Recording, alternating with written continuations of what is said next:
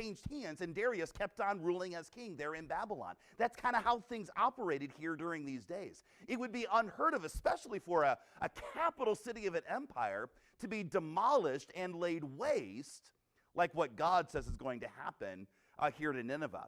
And in fact, it's kind of a side note here to the lesson here this evening. The destruction of Nineveh is one of the greatest historical proofs to the accuracy of Bible prophecy. It was said that Alexander the Great marched his armies right over the city of Nineveh, the ruins of Nineveh, and didn't even know he was doing it. It wasn't until the late 1800s that the city of Nineveh, the ruins of the city, were rediscovered in archaeology, and people began digging there in that area there. As we look at God's message here for the people of Assyria, he draws on, and you saw it there in Nehemiah chapter number 1, how his goodness, he was drawing the people of Israel here to see in him a stronghold, a refuge, a place to hide, a place of safety. And I wanted, as I read that verse there in Nehemiah, and the story of Rabshakeh and Sennacherib and Hezekiah is running through my mind, that idea of God as our refuge, as God as our stronghold, I found it to be really encouraging. I want to spend a little bit of time here this evening just kind of laying out a little bit of how my Bible study, my devotions kind of traced through this theme of God as our refuge. And that took me to Psalm 46. Psalm 46. I'm going to have you take your Bibles and turn to Psalm 46. We're going to use this. This is a song that celebrates the truth that God is our refuge. So I want to use this Psalm 46 here this evening as somewhat of a framework to help us hopefully be encouraged. Now, there's a lot of things we're going to see here in just a moment that the Bible will use this idea of a refuge to encourage us when we feel under attack, whether that is from things that are outside of us, things that would oppress us, or things that kind of come up from within. Sometimes the attacks are more of our mind, are more of our spirit, trying to keep things where they ought to be there. This theme of God as our refuge is used to speak to all of these. And then I want to see here at how the Psalm 46, and there's one other Psalm, we'll look at it here in a bit, how these Psalms speak of God's provision for us as he draws us to find our peace, our rest in this truth that God is our refuge. If you happened to be in the city of Jerusalem in the middle of that siege, it was not I can't remember the chapter number that it was, but to read the account of Sennacherib's siege of the northern tribes, the city of Samaria, it is really hard to read what the people of Samaria did as they were trying to survive that siege. Maybe you're familiar with the story of the lepers that were outside the gate, and that, some of the story there, people eating their children to avoid hunger, starvation there in the middle of that siege.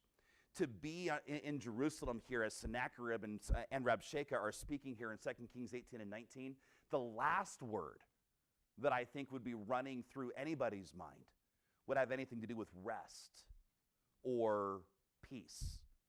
And I got to thinking of how many times throughout a normal week do we feel the opposite of peace? How we struggle sometimes.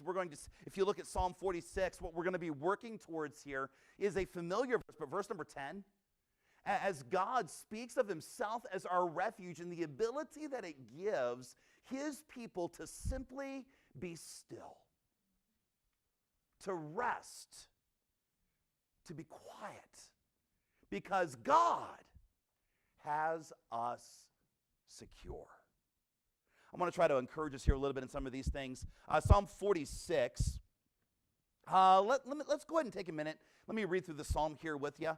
Verse number 1, God is our refuge and strength, a very present help in trouble.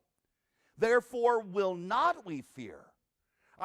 As I read the next few phrases, I want you to see how the psalmist here is illustrating a total lack of rest, a total lack of things that are at peace. He speaks in verse number 2 of the earth being removed, the mountains being carried into the midst of the sea. Though the waters thereof roar and be troubled. Ever seen the waves of a sea in the middle of a storm? The exact opposites of stillness, right? Though the waters thereof roar and be troubled, though the mountains shake with the swelling thereof, Selah.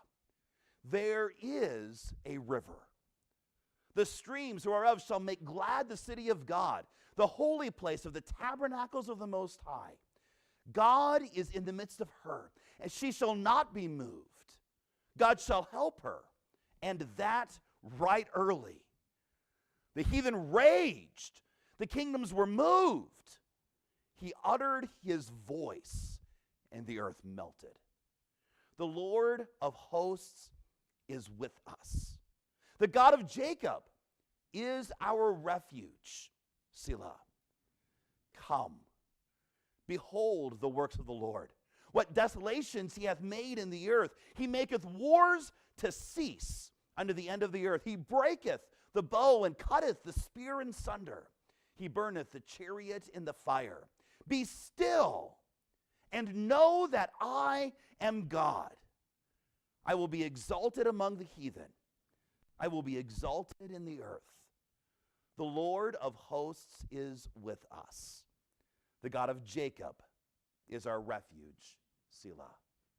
I've got a number of different verses. I will, in many cases, I'll have us turn to them, but I may not have you turn to every single one of these. Maybe get your pen out, piece of paper or something, maybe something to keep notes on. Or I would encourage you to look up this word refuge in your concordance, on your phone or something